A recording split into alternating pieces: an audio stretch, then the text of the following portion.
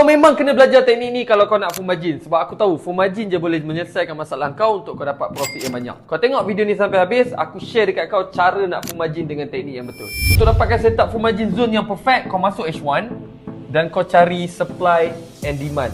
Untuk mencari zone supply and demand, untuk demand zone kau perlu mencari rally base rally. Dan tandakan zone rally base rally tu sebagai zone demand mencari peluang buy.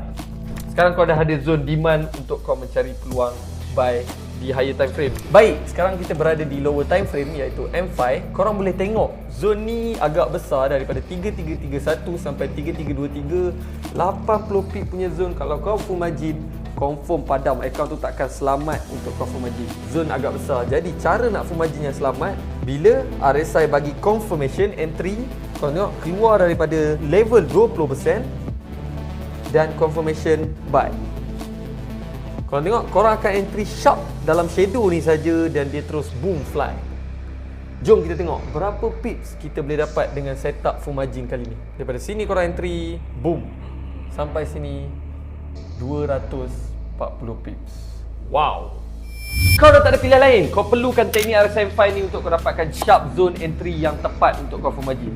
Aku akan adakan satu bootcamp Meet RSI M5 di Bukit Damansara, Kuala Lumpur untuk korang dapatkan setting RSI M5. Korang klik link kat bio, PM aku untuk join sekarang.